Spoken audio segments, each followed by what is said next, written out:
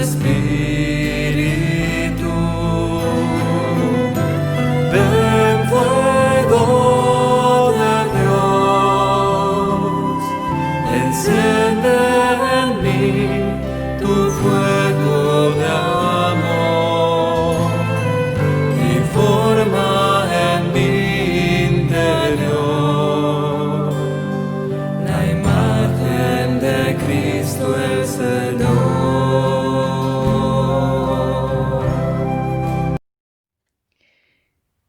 Por la señal de la Santa Cruz de nuestros enemigos, líbranos, Señor Dios nuestro, en el nombre del Padre, del Hijo y del Espíritu Santo. Amén. Ven, Espíritu Santo, llena los corazones de tus fieles, enciende en ellos el fuego de tu amor. Envía, Señor, tu Espíritu, y se renovará la faz de la tierra. Amén. Espíritu Santo, te pedimos que descienda sobre cada uno de los que estamos reunidos para formarnos en estos temas de estas catequesis de nuestra pequeña comunidad. Guíanos, condúcenos, ilumínanos, llénanos siempre de ti.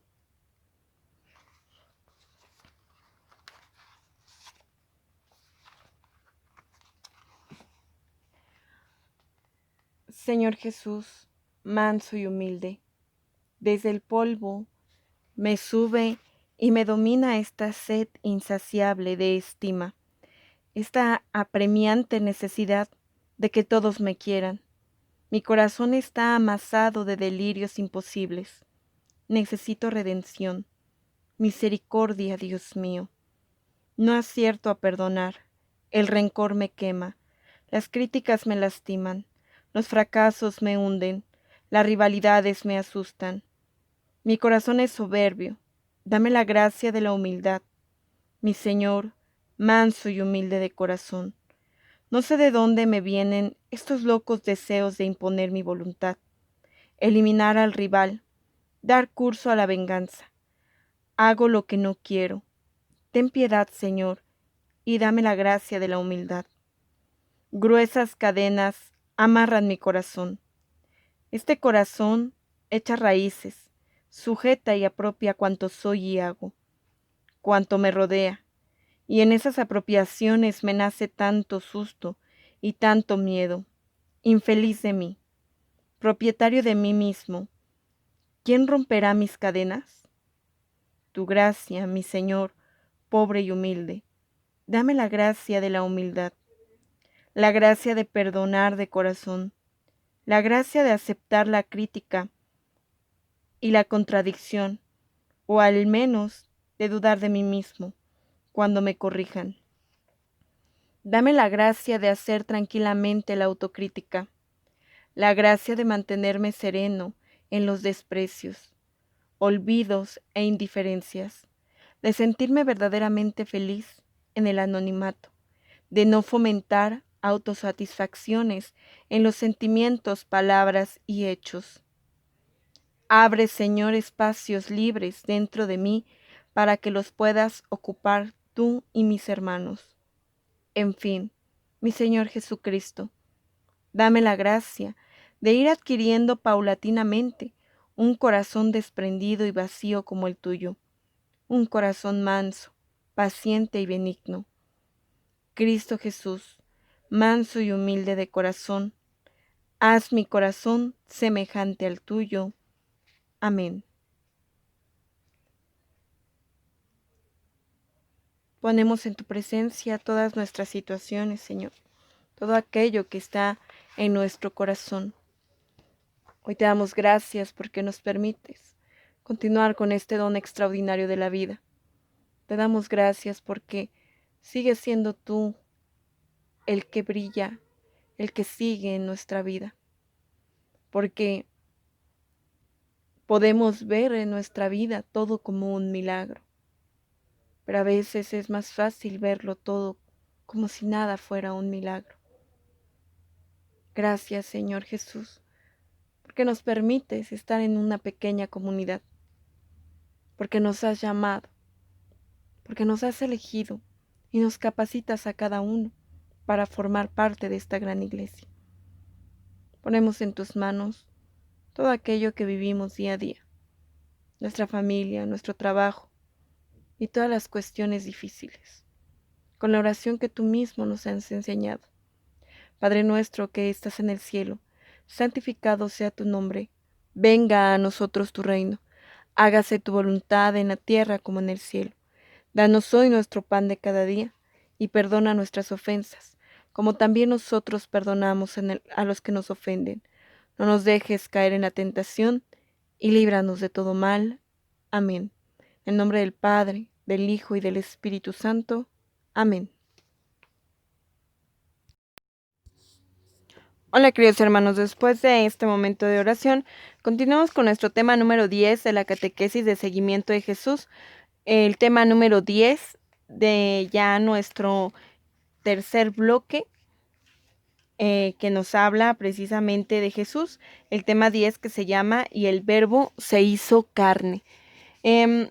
Empieza nuestro tema diciendo: el Verbo se hizo carne y puso su morada entre nosotros, y hemos visto su gloria, gloria que recibe del Padre como Hijo único, lleno de gracia y de verdad.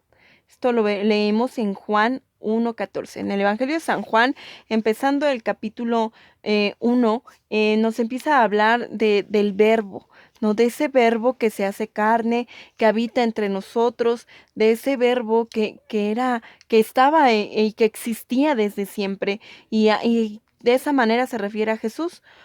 Con eso Juan está diciendo Jesús es Dios, aplicándole gracia y verdad, es decir, amor y fidelidad. La definición de Dios en el Antiguo Testamento. Sí, este tema pues ya lo vimos en los primeros bloques.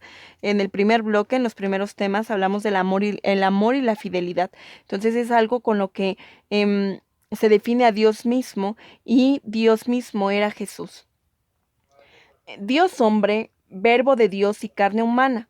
Verbo en griego logos, así como esa palabra que está ahí escrita dice logos, significa ante todo el concepto de la inteligencia, y verbum, traducción latina de logos en español es verbo, no en el lenguaje gramatical, sino teológico. O sea, no estamos hablando de un verbo en los enunciados, que es una acción que hace el sujeto. Estamos hablando del verbo en cuanto a ese logos, a ese concepto de inteligencia, ese verbum. Entonces, a Jesús se le llama desde la Biblia el verbo, que en el griego la palabra verbo es logos. También puede traducirse la palabra, traducirse en palabra, o sea, también es una traducción. Se emplea en muchas partes y con diferentes sentidos, pero interesa especialmente ver cómo se emplea acerca de Jesús.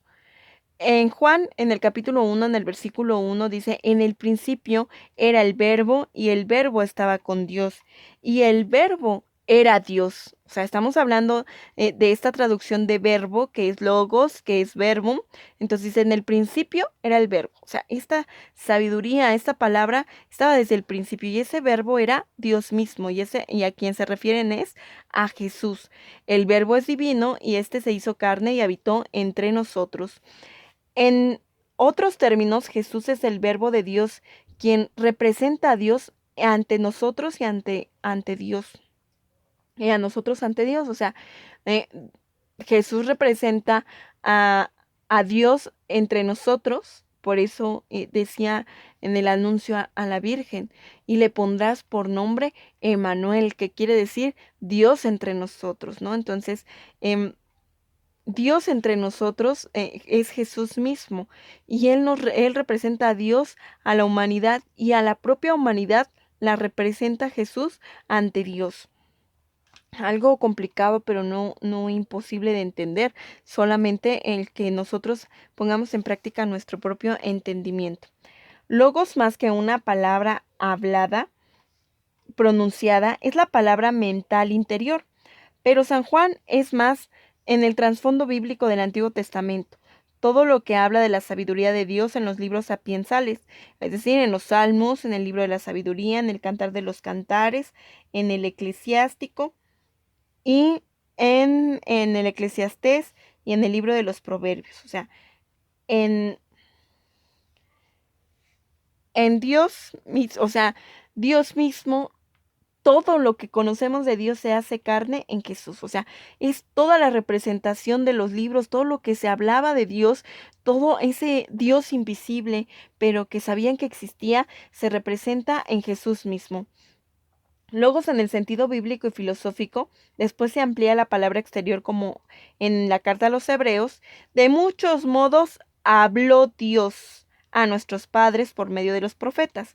En estos últimos tiempos nos ha hablado por medio del Hijo, ¿sí? Entonces, esa palabra, volvemos a esa traducción de palabra, esa palabra pronunciada por Dios, entonces se hace presente.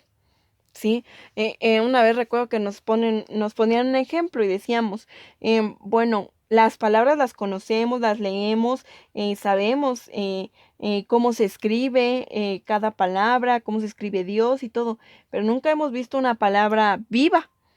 Y dicen, ¿cómo? O sea, o un número vivo, o sea, ¿alguna vez ustedes han visto un uno caminando por la calle que tenga una familia? O sea, no. Sin embargo, Jesús es una palabra, es la representación viva de la palabra. Entonces, ojalá y lo puedan entender, lo puedan comprender, y si no, bueno, pues por lo menos ampliemos nuestro conocimiento de Dios. En la Constitución Dei Verbum del Concilio, habla obviamente del Concilio Vaticano II, hablando de la palabra de Dios, dice: Jesús mismo como persona, antes que la Biblia, es la palabra de Dios, es el mensaje de Dios, es lo que Dios ha querido comunicar al hombre. Aún antes de que diga una palabra desde su encarnación, Jesús es la respuesta de Dios, es la palabra de Dios. Sí, o sea, híjole, ¿cómo explicar toda esta grandeza? Jesús es la promesa de Dios hecha a una persona.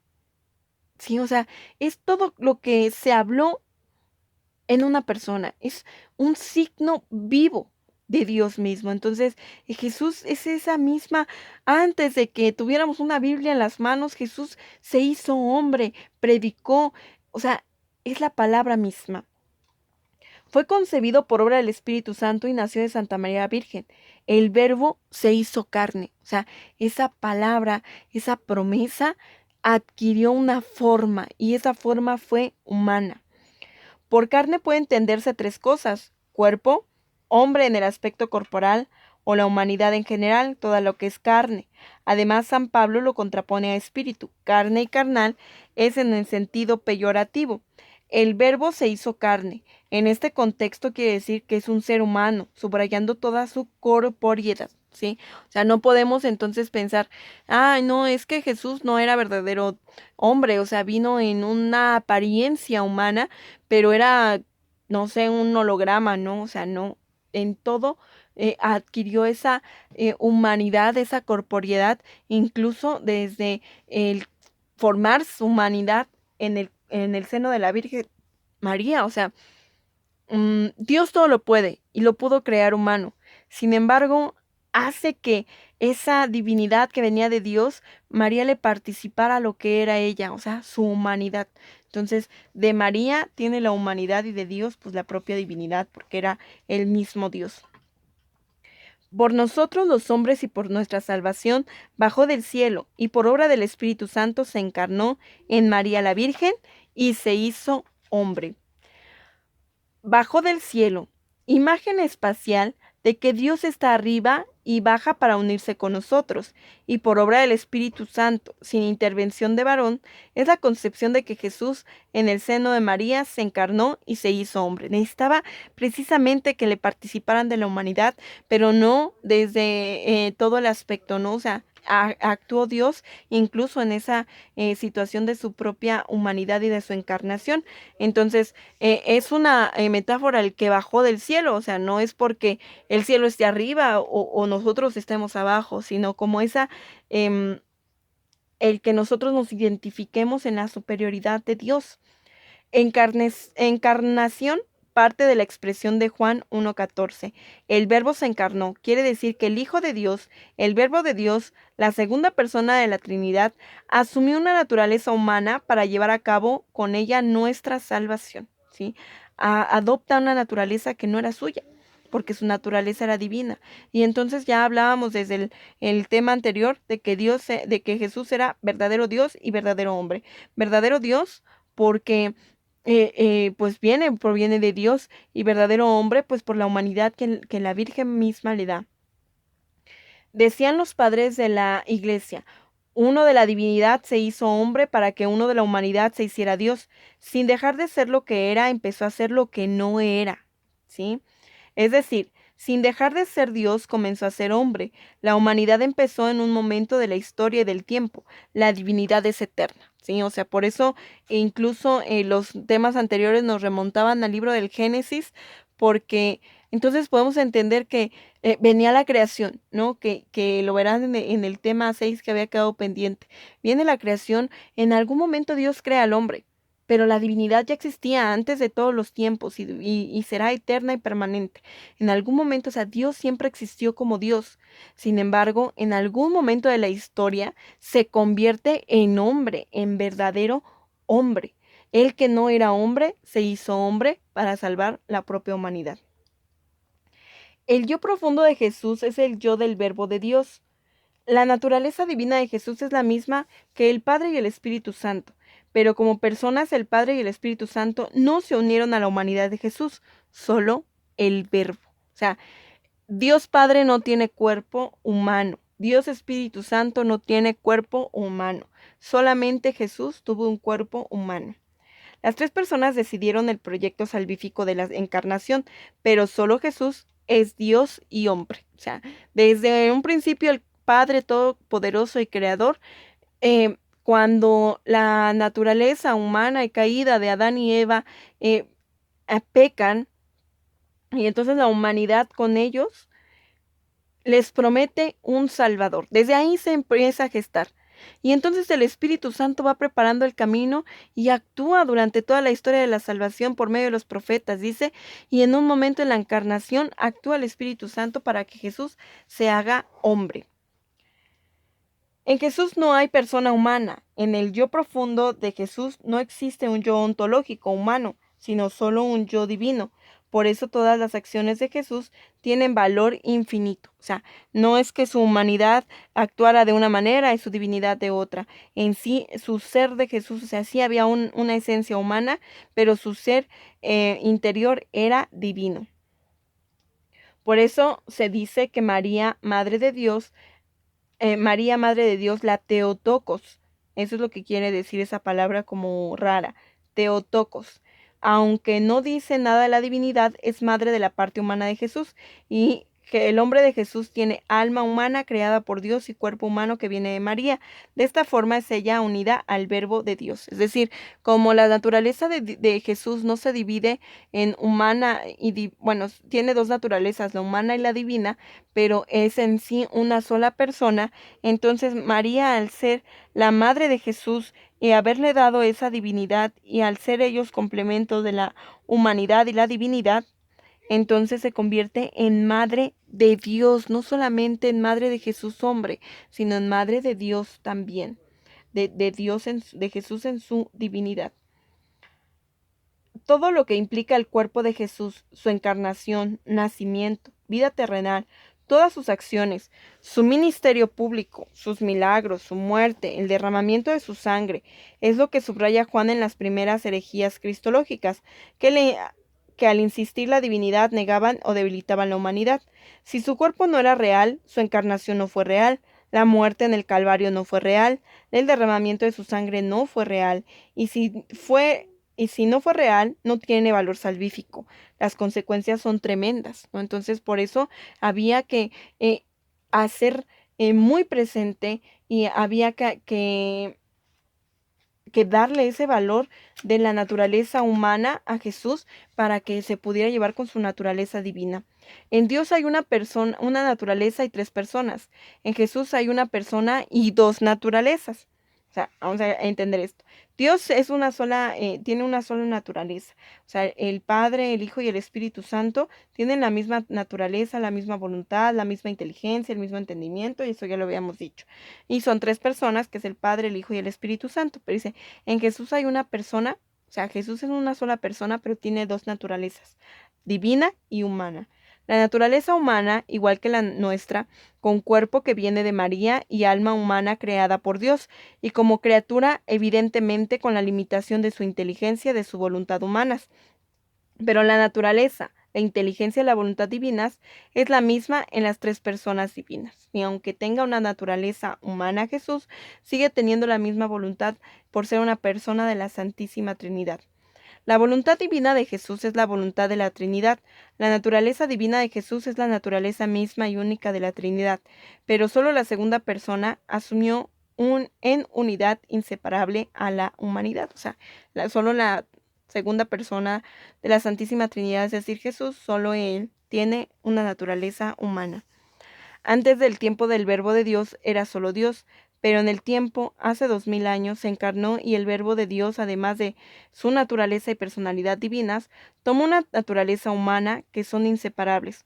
Por lo tanto, siempre que pensemos en Jesús hay que pensarlo como este conjunto inseparable de Dios y hombre. Jesús está presente también de manera espiritual, donde hay 2 o 3 reunidos en su nombre, cuando escuchamos su palabra, pero en la Eucaristía está como aprendimos en el catecismo: cuerpo, alma y divinidad. O sea, en ese pan consagrado no solamente está su cuerpo, y decimos cuerpo de Cristo, sino es su cuerpo en toda su totalidad: cuerpo, alma y divinidad. Bien, pues vamos a pasar a nuestras citas bíblicas. Vamos a leer en esta ocasión el Evangelio de San Juan, el capítulo 1, del versículo 1 al 5. Ese es el Evangelio de San Juan, capítulo 1, del versículo 1 al 5. En la primera carta de Juan, el capítulo 1, del 1 al 3. Colosenses 1, del 15 al 17. Salmo 33, 6 al 9. Y el libro de la sabiduría 9, del 1 al 4. Y esta semana vamos a reflexionar unas sencillas preguntas.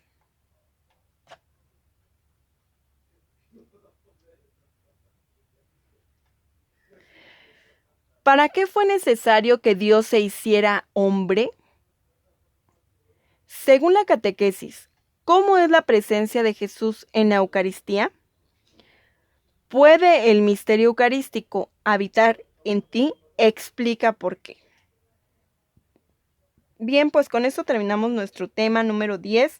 Espero que pues les sirva mucho y de reflexión en su comunidad, y sobre todo para entender y comprender lo que Dios quiere en nosotros y poder entender más a la persona de Jesús. Vamos a hacer nuestra oración final en el nombre del Padre, del Hijo y del Espíritu Santo. Amén. Mamita María, en esta oración final te pedimos que tú seas la que interceda en cada momento por nosotros, que así como tú supiste escuchar y poner en práctica ese plan de Dios y supiste ser una discípula de Jesús, enséñanos a ser verdaderos discípulos de Jesús y sobre todo a tener a ese Dios entre nosotros. Dulce Madre, no te alejes, tu vista de mí no apartes. Ven conmigo a todas partes y nunca solo me dejes. Ya que me proteges tanto como verdadera Madre, haz que nos bendiga el Padre, el Hijo y el Espíritu Santo.